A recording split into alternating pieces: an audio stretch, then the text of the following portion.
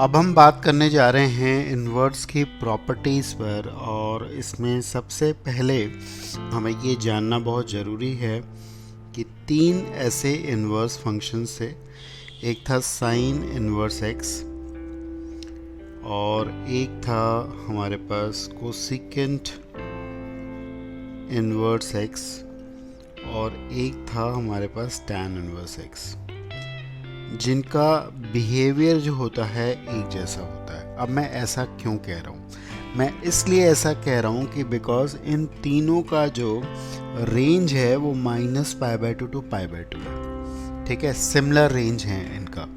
ठीक है, और अगले तीन जो हैं उनका जो बिहेवियर है वो सेम है, उनका भी रेंज 0 टू π है। ठीक है, अगले तीन कहने का मतलब है उसमें आ गया हमारे पास कॉस इनवर्स एक्स, और आ गया हमारे पास सीकेंट इनवर्स एक्स, और आ गया कॉट इनवर्स एक्स। ठीक है, इन तीनों का सेम तरीके से है। अब अगर यहाँ पे देखिए, बड़ा इंपॉर्टेंट है, ये पहली प्रॉपर्टी की हम बात करने वाले हैं। So let us see this. अगर यहाँ पे माइनस साइन आ जाता है तो क्या ये माइनस बाहर आ जाएगा? क्या ये माइनस बाहर आ जाएगा? बिल्कुल, ऐसा इसलिए होगा बिकॉज आप ये जानें कि इन तीनों का रेंज जो होता है वो क्या होता है? इन तीनों का रेंज होता है -π/2 से लेकर π/2 के बीच में। ठीक है, टैन के केस में ये दोनों इंक्लूडेड नहीं है, लेकिन रफली इन तीनों का रेंज इसके बीच में है।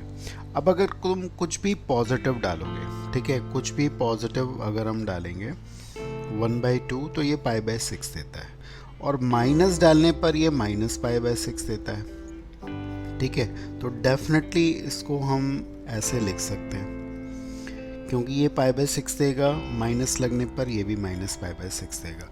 तो इसकी वजह से इसका माइनस बाहर आ सकता है। बहुत इजी है, क्योंकि नेगेटिव डालने पर ये तीनों फंक्शन -π/2 टू 0 देते हैं, और पॉजिटिव डालने पर वैल्यू मैग्नीट्यूड वही रहता है, लेकिन साइन नहीं रहता, 0 टू π/2 ये देते हैं। बट क्या ये चीज़ बिल्कुल वैलिड होगी कॉस के केस में भी?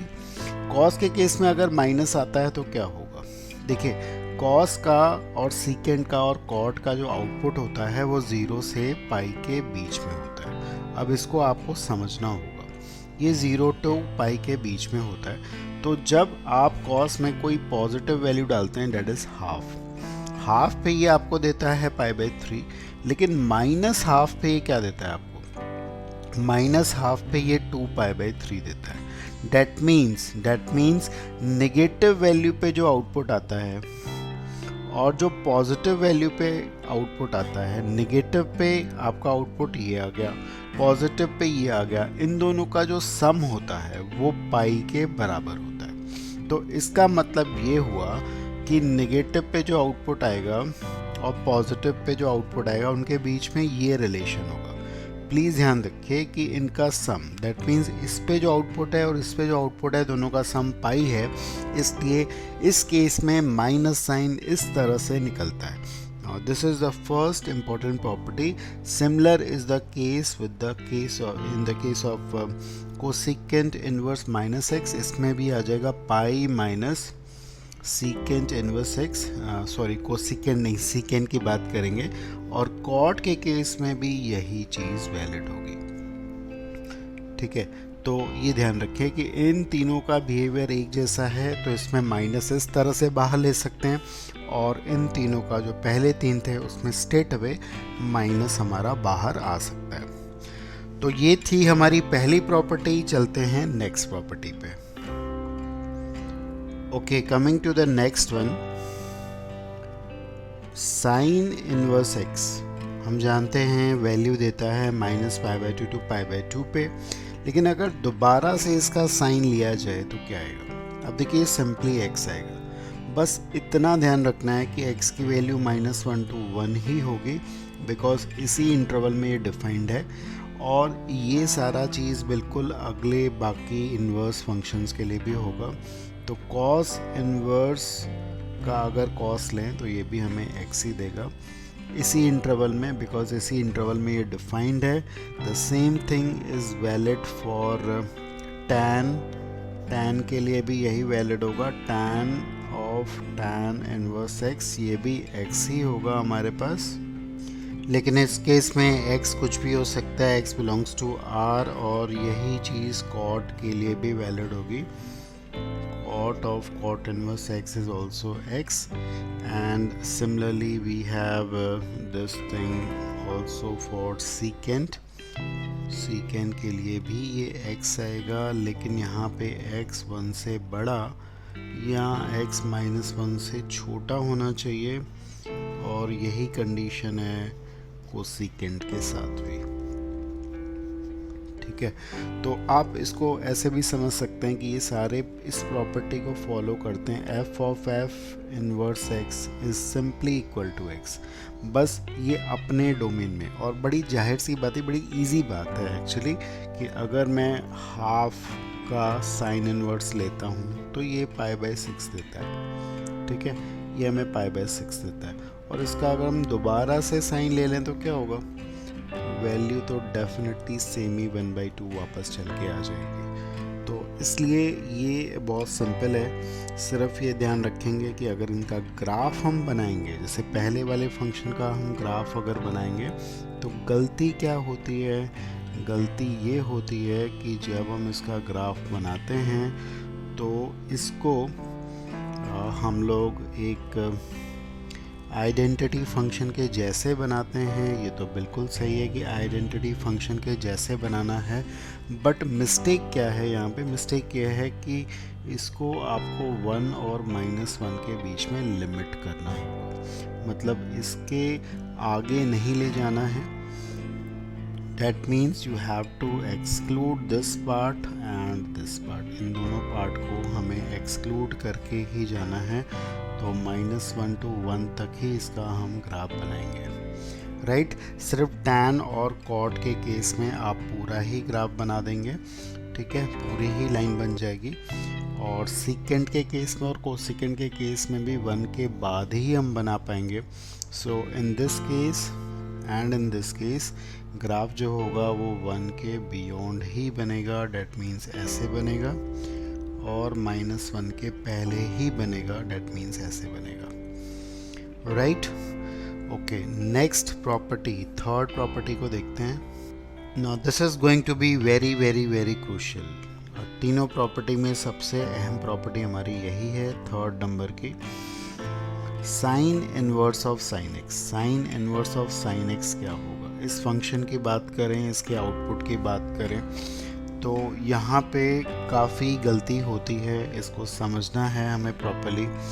अब अगर यहाँ पे ध्यान से देखें, देखिए ऐसा है कि हम जनरली इसको x लिख देते हैं, लेकिन साइन इनवर्स का रेंज जो होता है वो क्या होता है, आपको पता है, ये -π/2 से π/2 के बीच में होता है। साइन इनवर्स का रेंज जो होता है वो यहाँ से यहाँ तक होता है, इसके आगे इसका रेंज नहीं होता। तो अगर इसको हमेशा x लिख दिया गया तो गलत होगा। इसका मतलब मैं आपको ये समझा रहा हूँ कि अगर यहाँ पे एंगल जो है वो हमारा 90 से कम है, मान लीजिए π/8 है, तो इसको π/8 लिखना बिल्कुल ठीक है, कोई दिक्कत नहीं है। लेकिन मान लो कि अगर ये एंगल हमारा 90 से बड़ा हो गया, अगर ये 90 से बड़ा हो गया, ये हो गया 13 π/, मान लेते हैं कुछ भी, ये 12 हो गया, ये पाई से भी बड़ा है।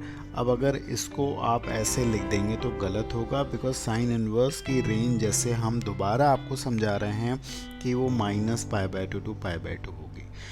तो अब यहाँ से एक बात आप इसमें समझें कि अगर x की वैल्यू -π/2 से लेकर π/2 तक है तब तो ठीक है, तब तो कोई दिक्कत नहीं है, इसको हम ऐसे लिख सकते हैं। लेकिन अगर x की वैल्यू हमारी π/2 से बड़ी हो गई, ठीक है, तो उसके लिए हम करेंगे क्या, तो ज़रा यहाँ पे अलग से समझते हैं कि जैसे ही ये चीज़ हमारी 90 से बड़ी हो गई तो इसको हम लोग रिड्यूस कर देते हैं, इसको हम 90 के अंदर। तो x अगर ये हमारा 90 से बड़ा हो गया तो हम क्या करते हैं, इस केस में हम इसको लिख देते हैं पाई माइनस एक्स। तो पाई माइनस एक्स लिखने से क्या होगा कि ये 90 से कम हो जाएगा और अब आप इसको ऐसे लिख सकते हो। लेकिन इस पर भी लिमिटेशंस हैं। ये तभी ऐसा होगा जब x हमारा π/2 से बड़ा होके 3π/2 तक जाता है, बिकॉज 3π/2 से जैसे ही आगे भागेगा तो इसकी वैल्यू -90 से कम हो जाएगी। तो ये एक रिस्ट्रिक्शंस चलते रहेंगे। तो आप ये समझें यहाँ पे कि जैसे ही ये चीज़ हमारी π/2 और 3π/2 के बीच में होगी तो इसको हम लोग पाई माइनस एक्स लिख सकते हैं। ठीक है, तो इस तरह से आपको इसको डिफाइन करना पड़ेगा। ये हर एक इंटरवल में आउटपुट अलग अलग आएगा। बस इस बात का ध्यान रखना होगा कि आउटपुट हमारा -90 और 90 के बीच में होना चाहिए। अब इसका एक सिंपल इजी तरीका बता रहा हूँ कि एक फॉर्मूला हम बार बार याद ना रखें। इसके लिए हम क्या कर सकते हैं, ज़रा इस पे ध्यान दो। मान लो कि हमारे पास हमें इसको निकालना है। हमें निकालना है साइन इनवर्स साइन ऑफ, से इसकी वैल्यू हम लोग लिख रहे हैं, मान लो ये है 11π/12। तो ये आपको पता है कि ये 180 के नज़दीक है। ये एंगल हमारा यहाँ पे है, ये 11π/12 हमारा यहाँ पे है। ये आपको समझ में आ रहा होगा। अब फिर मैं वही बात कह रहा हूँ कि हमें आउटपुट जो चाहिए वो किसके बीच में चाहिए, इसके बीच में चाहिए। हमें चाहिए -90 से लेकर 90 के बीच में। तो हम क्या करेंगे कि हम एक एंगल ऐसा ढूंढते हैं यहाँ पे जहाँ पे साइन वही वैल्यू देता है जो यहाँ पे देता है। मतलब हमें एक्चुअली ये छोटा एंगल निकालना है। इसलिए ये छोटा एंगल निकालना है बिकॉज ये हमारा π/2 से कम हो जाएगा और साइन इनवर्स का जो डिफाइंड रेंज है उसी के बीच में लाई करने लगेगा। अब इस एंगल के लिए आप देखिए ये एंगल इसके बराबर है और ये एंगल निकलेगा, आप देख सकते हैं कि थीटा और 11π/12 का जो सम होगा वो पाई के बराबर होगा। और यहाँ से हम इस थीटा को निकाल सकते हैं और यहाँ से जब हम थीटा को निकालेंगे तो ये आएगा। मतलब इसका आउटपुट अब हम 11π/12 नहीं लिखेंगे, हम लिखेंगे π/12, क्योंकि ये एक डिफाइंड रेंज में है। तो इस तरह से आप निकाल सकते हैं। और पहले एक और तरीके से मैंने आपको बताया कि इसको आप ऐसे भी लिख सकते हो। इसको लिख सकते हैं पाई माइनस, क्या लिख सकते हैं, पाई माइनस π/12। ठीक है, तो ऐसे लिख सकते हैं जो कि हमारा साइन पाई माइनस थीटा हो जाएगा, साइन थीटा। अब ये क्योंकि 90 से कम हो गया इसलिए इसको वापस से हम ऐसे लिख सकते हैं। तो यहाँ तो हम इसको रिड्यूस करके लिखते हैं। ठीक है, रिड्यूस करके लिख दें, छोटा करके लिख दें। ठीक है, एक और एग्जाम्पल यहाँ पे समझने वाले हैं हम लोग। जैसे मेरे पास है साइन इनवर्स साइन से हमारे पास है 6। अब ये जो 6 है ये एक रेडियन में है और ये बड़ा एंगल है, बहुत बड़ा एंगल है। 6 जो है आप अगर इसको प्लॉट करोगे तो यहाँ पे आएगा, ये 2π से जस्ट छोटा होगा, 6 होगा। अब आप इसको सीधे तौर पे 6 तो नहीं लिखेंगे, ये गलत हो जाएगा। ठीक है, तो इसको हम लोग लिखेंगे क्या, 6 नहीं लिखेंगे, क्या लिखेंगे। फिर मैं वही तरीका आपसे डिस्कस कर रहा हूँ, क्योंकि साइन का आउटपुट जो है वो -π/2 to π/2 लाई करता है। तो यहाँ पे जो साइन देगा इस एंगल पे वैल्यू, वो इस एंगल यहाँ से देखेंगे तो ये एक छोटा एंगल आपको मिलेगा और ये -90 और 90 के बीच में लाई करेगा। तो इस एंगल को जब हम निकालेंगे तो 2π में से 6 सब्ट्रैक्ट करेंगे, लेकिन ये एक पॉजिटिव एंगल मिलेगा। तो ये तो समझ में आ रहा है आपको, 2π 6 और थीटा का सम 2π है, तो 2π माइनस 6 हो गया। लेकिन ये एक पॉजिटिव होगा, आपको चाहिए नेगेटिव, ये नेगेटिव एंगल है बिकॉज ये क्लॉकवाइज चल रहा है। तो नेगेटिव इसका लिखेंगे तो ये आ जाएगा 6 - 2π। मतलब कहने की बात ये है कि आपको ये हमेशा इस केस में ध्यान रखना है कि साइन इनवर्स साइन एक्स को हमेशा आप एक्स नहीं लिख सकते, आपको इसको इसके डिफाइंड रेंज में लाना पड़ेगा, इसको उसी इंटरवल में लाना पड़ेगा जिसमें ये डिफाइंड है। ठीक है, अगर आप इसका ग्राफ भी थोड़ा सा समझ जाएं, जान जाएं, तो आपके लिए बहुत इजी रहेगा इस पे काम करना। तो इसका जो ग्राफ बनता है ये x बनता है कब तक, ये -π/2 और π/2 के बीच में, तो ये x बनेगा। उसके बाद ये पाई माइनस एक्स बनेगा, ऐसे डाउन होगा, फिर ये रिपीटेड होता है, पीरियोडिक फंक्शन है। तो इसका आउटपुट आपको दिख रहा है कि -π/2 और π/2 के बीच में है। इसका आउटपुट हमारा -π/2 और π/2 के बीच में, इसके बीच में है। और ये एक पीरियोडिक फंक्शन है, इसका पीरियड जो है वो 2π है। ये 2π तक एक साइकिल अपना कंप्लीट करता है और उसके बाद रिपीट होता रहता है। ठीक है, तो इस तरह से इसका फंक्शन बनेगा और इस तरह से हम इसका आउटपुट निकालते हैं। अगला इसी तरह हम देखने जा रहे हैं cos इनवर्स cos x।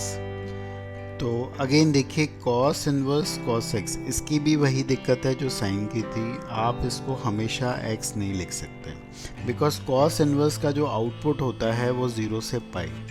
तो अब अगर x तो 0 से पाई के बीच में है तब तो हमें कोई तकलीफ़ नहीं है, आप इसको लिख सकते हैं। ठीक है, कोई प्रॉब्लम नहीं है। लेकिन अगर इसकी वैल्यू पाई से बड़ी हो गई, अगर ये अगले दो क्वाड्रेंट में चला गया, अगर ये अगले दो क्वाड्रेंट में चला गया, तो यहाँ से आप देख सकते हो कि इस केस में अगर ये पाई से बढ़ गया ये एंगल, फिर देखिए ये पाई से एंगल बढ़ गया, ये हमारा एक तरह से x है। तो अगर ये पाई से बढ़ गया तो आपको इसको 0 से पाई के बीच में लाना पड़ेगा। तो cos जो यहाँ पे देता है वो यहाँ पे देगा, बिकॉज cos सिमेट्रिकल होता है, इन दोनों में नेगेटिव देता है, इन दोनों में पॉजिटिव। तो जो cos यहाँ पे देगा वो यहाँ पे देगा। तो एक्चुअली आपको ये वाला एंगल ढूंढना है, आपको ये वाला एंगल ढूंढना है, क्योंकि ये 0 से पाई के बीच में लाई करेगा। तो x तो हमारा कौन सा है, x हमारा ये कंप्लीट है। ठीक है, अब आप देखिए सिमेट्रिकली ये जो एंगल हमें निकालना है वो इसके बराबर होगा।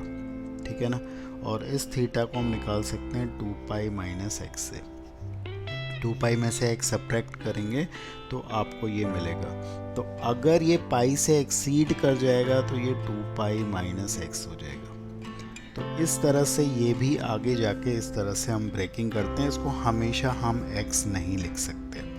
तो अगर हम इसके ग्राफ की भी बात करें तो इसका ग्राफ भी सिंपली x नहीं होगा। अगर हम इसके ग्राफ की बात करें तो ये x होगा पाई तक, जो तुम डालोगे वही मिल जाएगा, कोई दिक्कत नहीं है। ठीक है, पाई तक ही जाएगा।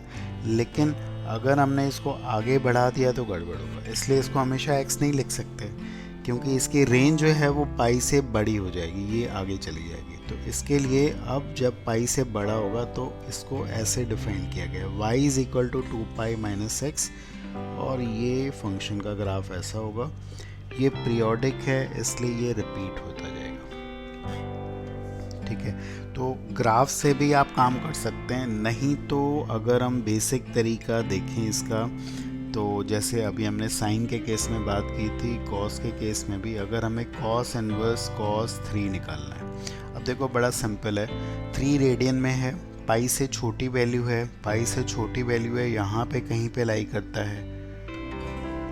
और कॉस इनवर्स का रेंज हम जानते हैं 0 से पाई होता है, तो ये तो हमारा 3 लिखा जाएगा, बहुत सिंपल है, कोई दिक्कत नहीं है, कोई दिक्कत नहीं। लेकिन जैसे ही हमारा बढ़ जाएगा पाई से, मान लो ये आ गया 13π/12, तो 13π/12 जो है वो बढ़ गया पाई से आपका। ठीक है, पाई से बढ़ गया, कहाँ पे आएगा ये 13π/12, यहाँ पे आएगा, है कि नहीं। अब 13π/12 यहाँ पे आएगा, इसको 13π/12 तो हम लिख नहीं सकते हैं। क्यों नहीं लिख सकते, क्योंकि ये पाई से बड़ा हो गया, पाई इतना है। तो आपको क्या चाहिए, आपको चाहिए एक ऐसा एंगल जो कि 0 से पाई तक लाई करता हो और वो वही वैल्यू देता हो कॉस की जो यहाँ पे देता है, इस 13π/12 पे देता है। और ये कहाँ पे होगा, ये सिमेट्रिकली सेकेंड क्वाड्रेंट में होगा। इसका मतलब आपको ये वाला थीटा ढूंढना है। ठीक है, ये थीटा इसके बराबर होगा, और ये थीटा आप देखिए सिमेट्रिकली आप देख सकते हैं कि थीटा और 13π/12 में ये रिलेशन है कि दोनों का सम जो है 2π है। तो इसको लिख सकते हैं 2π माइनस 13π/12, तो ये आ जाएगा हमारा 24 माइनस 13π/12, जो कि हमें ये देगा 9π/12। तो आंसर हमारा यहाँ पे 9π, एक्चुअली 9 नहीं, इट इज़ 11π/12 आ जाएगा। Right, we will get it 11 pi by 12। तो इस तरह से काम करेंगे। आगे अगर और बढ़ जाता है, हमने कहा कि अगर यहाँ पे आप समझ लीजिए कॉस इनवर्स कॉस अगर 7 आ जाता है, अब आप ये भी सोचो कहाँ पे होगा इसको, ये बहुत बड़ा वैल्यू है बिकॉज रेडियन में है। तो पहले आप 7 को प्लॉट कर दीजिए। 7 जो है वो 2 पाई से बड़ा होगा, यहाँ पे कहीं पे आएगा।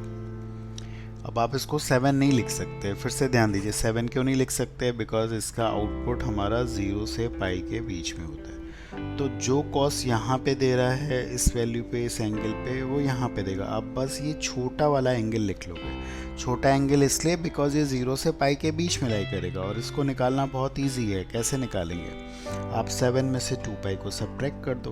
तो 2 पाई से सब्ट्रैक्ट करने का क्या होगा कि ये पूरा इतना तो सब्ट्रैक्ट हो गया, ठीक है, ये 2 पाई है और आपको ये वाला मिल गया। तो ये आ जाएगा हमारा 7 माइनस 2 पाई। तो इस तरह से हम लोग कॉस इनवर्स कॉस एक्स को लिखते हैं, डिफाइन करते हैं। इसका ग्राफ हमने बना दिया है, और यही काम सीकेंट के केस में होगा, ठीक है। सीकेंट इनवर्स सीकेंट एक्स को भी इसी तरह से हम डिफाइन करेंगे। और फाइनली अब हम चलते हैं टैन इनवर्स टैन एक्स पे।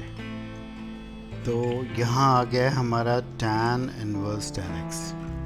अब इसमें भी बातें सारी वही हैं। आप देखिए, इसको आप x लिख सकते हो अगर x की वैल्यू हमारी माइनस पाई बाई 2 और पाई बाई 2 के बीच में है। और बिल्कुल साइन की तरह अगर ये पाई बाई 2 से आगे भाग गया, अगले 2 क्वाड्रेंट की अगर हम बात करें, इस केस में क्या होगा, इस केस में अगर एंगल देखिए यहाँ पे आ गया हमारा, ठीक है, ये आ गया हमारा x पाई बाई 2, मान लीजिए यहाँ पे आ गया, यहाँ पे कहीं पे आ गया, तो क्या करोगे, ठीक है, ये 90 से भी बड़ा है, पाई से भी बड़ा है। तो यहाँ पे जो टैन देता है नेगेटिव वैल्यू, आपको आउटपुट किसके बीच में चाहिए, इसके बीच में चाहिए, माइनस पाई बाई 2 और पाई बाई 2 के बीच में चाहिए। तो हम क्या करेंगे कि हम इसके बिल्कुल करस्पॉन्डिंग ये वाला एंगल ढूंढेंगे, वो एंगल ढूंढेंगे जहाँ पे टैन वही वैल्यू देता है जो यहाँ पे देता है। तो हमें एक्चुअली ये छोटा सा एंगल चाहिए, ये थीटा चाहिए। और आपको ये भी बता दूँ, ये इसके बराबर होगा, ठीक है। तो ये इसके बराबर होगा, और ये हमारा x है, यहाँ तक x है। तो इस x में से अगर आप पाई को सब्ट्रैक्ट कर देंगे, अगर आप x में से पाई को सब्ट्रैक्ट कर देंगे तो आपका काम हो जाएगा। आपको ये एंगल मिलेगा और पॉजिटिव ही मिलेगा, पॉजिटिव चाहिए तो इसको हम लिख देंगे x माइनस पाई। तो इस तरह से ये डिफाइंड हो जाता है, ठीक है। तो अगर आप इसका ग्राफ भी बनाना चाहेंगे, ये भी इम्पोर्टेंट है कि अगर आप इसका ग्राफ बनाओगे टैन इनवर्स टैन एक्स का, तो ये लाइन तो बनेगा माइनस पाई बाई 2 और पाई बाई 2 के बीच में, ये एक ऐसी लाइन तो बनेगी, लेकिन फिर ये अगली लाइन हो जाएगी अगले 2 में, डेट मीन्स इस तरह से, ठीक है, ताकि इसका आउटपुट जो आ जाए वो इसके बीच में आ जाए, माइनस पाई बाई 2 और पाई बाई 2 के बीच में आ जाए। और ये रिपीटेड होगा, पीरियोडिक होगा, पाई इसका पीरियड होगा। अदरवाइज़ आप बेसिक से भी काम कर सकते हो। तो अगर हमारे पास है मान लो टैन इनवर्स टैन से 3, तो 3 है, तो आप वैसे ही काम करेंगे। कैसे, आप या तो सीधे इसको पाई बाई 2 से छोटा कर दीजिए, ऐसे भी कर सकते हैं, या आप ड्रॉ कर लीजिए 3 इज़ समवेयर है, 3 यहाँ पे होगा, पाई से छोटा होगा, और आपको आउटपुट जो चाहिए वो इसके बीच में चाहिए, ठीक है।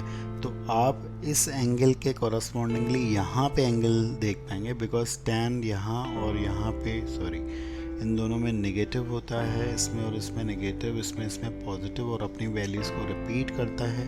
तो आपको ये वाला एंगल थीटा चाहिए जो कि इस थीटा के बराबर होगा। तो कैसे निकालोगे, ये थीटा कैसे आएगा, ये आ जाएगा पाई माइनस 3, आ जाएगा पाई माइनस 3, ठीक है। तो पाई माइनस 3 आएगा, लेकिन ये एक पॉजिटिव वैल्यू है, आपको एक नेगेटिव एंगल चाहिए जो कि हो जाएगा हमारा 3 माइनस पाई।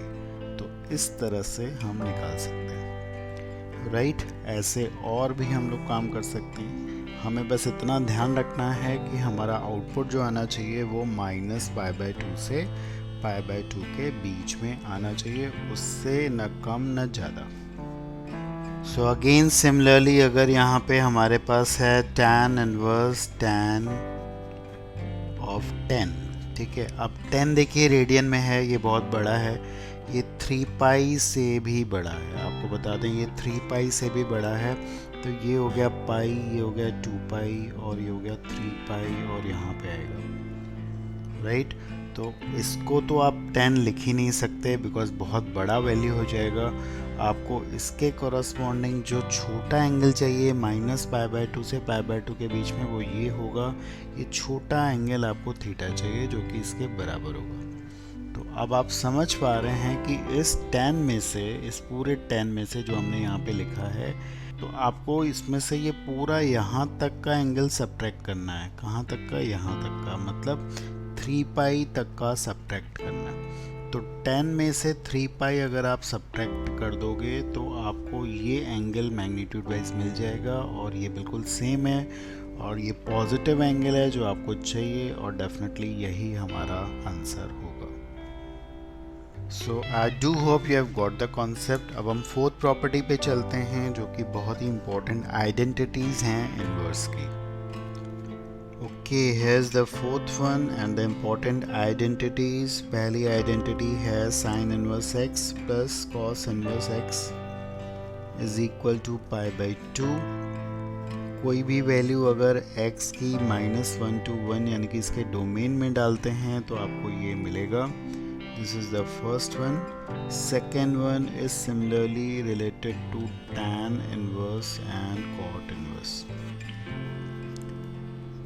इसका भी सम कांस्टेंट होता है, डेट इज π/2 होगा। x आप कुछ भी इसमें डाल सकते हैं। And the third one is related to secant inverse and cosecant inverse. ये भी सम कांस्टेंट होता है, डेट इज π/2 होता है। इसमें x हम 1 से बड़ी डालते हैं या -1 से छोटी, राइट। तो इसको सिंपली प्रूव किया जा सकता है और आप चेक भी कर सकते हैं। जैसे पहले आइडेंटिटी में अगर मैं 1/2 डालता हूँ और यहाँ भी 1/2 डालूँगा तो ये हमें क्या देगा? π/6 देगा। और ये हमें क्या देगा? ये हमें π/3 देगा। तो सम देख लीजिए, हमेशा हमारे पास π/2 आएगा बहुत ईजिली। इसकी मदद से हम लोग काफ़ी क्वेश्चंस को बहुत आसान बना सकते हैं। जैसे इस प्रॉब्लम को देखें। सो this is the first one जिसमें कह रहा है कि find x if this equation is here for you. अब यहाँ पे हमारे पास दो तरह के ट्रिग्नोमेट्रिक फंक्शन है, एक साइन इनवर्स है, एक कॉस इनवर्स है। तो हम अगर एक को हटा दें इस आइडेंटिटी से तो हमारा काम बड़ा आसान हो जाएगा। तो एक काम कर सकते हैं कि इसको हम लोग ब्रेक कर लेंगे। हम इसको लिख सकते हैं sine inverse x plus cos inverse x और एक और कॉस इनवर्स x लिख दें और आइडेंटिटी लगा सकते हैं बिकॉज इन दोनों का सम जो है, इन दोनों का सम कांस्टेंट है, π/2 है, ठीक है। अब यहाँ से हमारे पास बहुत आसानी से x की वैल्यू आ जाएगी क्योंकि कॉस इनवर्स x यहाँ से मेरे पास आ जा रहा है π/6 and we have from here x is equal to √3/2, right? Okay, let us see one more problem जहाँ पे सीधे सीधे हमसे पूछा है इसकी रेंज पूछा है। अब यहाँ पे ये एक एरर प्रोन प्रॉब्लम है, लोग इसको बहुत ईजिली गलत कर देते हैं। कैसे? जो हमने आइडेंटिटी अभी पढ़ी है इसका सम π/2 होता है, बिल्कुल होता है। अब ये तो कांस्टेंट हो गया, ये बिल्कुल ठीक है, ये स्टेप कोई प्रॉब्लम नहीं है। अब tan इनवर्स x की रेंज जो होती है उसकी मैक्सिमम वैल्यू होती है π/2 और मिनिमम -π/2 ओपन में। So what we make a mistake generally कि हम कहते हैं कि इसकी मैक्सिमम इसमें ऐड कर देते हैं तो हमें मैक्सिमम वैल्यू मिल जाएगी, इसकी मिनिमम इसमें ऐड कर देते हैं तो हमें मिनिमम वैल्यू मिल जाएगी, ठीक है। और मिनिमम वैल्यू हमारे पास क्या आ जाएगी? 0। तो हमें लगता है कि इसकी मिनिमम ये हो जाएगी वैल्यू और मैक्सिमम वैल्यू ये हो जाएगी। अब इसमें गलत क्या है? इसमें गलत ये है कि हमने डोमेन का भी ध्यान रखना होता है। डोमेन का ध्यान कैसे? पूछा तो रेंज ने, लेकिन नहीं, डोमेन का भी ध्यान रखना कैसे होता है कि ये जो फंक्शन है हमारे, इसके दो पार्ट जो हैं, ये डिफाइंड कब हैं? जब x की वैल्यू -1 से 1 के बीच में लाई करती है। तो इसने π/2 दे दिया, लेकिन हमने इसकी जब वैल्यूज़ लिखी तो ये ध्यान नहीं रखा, क्योंकि ये π/2 इन्फिनिटी पे देता है और आप x को इन्फिनिटी नहीं डाल सकते। भले आपने इसको π/2 लिख दिया, बट ओरिजिनल क्वेश्चन में x को इन्फिनिटी डालने पर ये डिफाइंड नहीं होते हैं। x की मैक्सिमम वैल्यू जो डाल सकती है वो 1 जा सकती है। तो आपको π/2 तो इससे मिलेगा ही नहीं, बिकॉज इन्फिनिटी नहीं जाएगा, और माइनस इन्फिनिटी पे ये ऐसा देता है तो ये भी नहीं मिलेगा, इसलिए गलत है। तो अब हम इसको सही करते हैं, करेक्ट करते हैं कि अगर मुझे मैक्सिमम वैल्यू चाहिए, क्योंकि x की वैल्यू इसके बीच में है, तो मैक्सिमम वैल्यू के लिए 1 पे ये मैक्सिमम जो दे सकता है वही देगा, यानी कि π/4 देगा। तो ये हमारी हो जाएगी मैक्सिमम वैल्यू। और मिनिमम कब देगा? ये -1 पे देगा, और वो भी देगा कितनी? π/4 का माइनस, यानी कि -π/4। तो ये हमारी हो जाएगी मिनिमम। तो ऊपर वाली हुई वैल्यू मैक्सिमम और नीचे वाली वैल्यू हो गई मिनिमम। इस तरह से हमें थोड़ा डोमेन का भी ध्यान रखना पड़ता है when we calculate the range. So this is about the basic properties. आगे हम कंटिन्यू करेंगे सम डिफरेंस और भी काफ़ी कॉन्सेप्चुअल बातें इस चैप्टर की।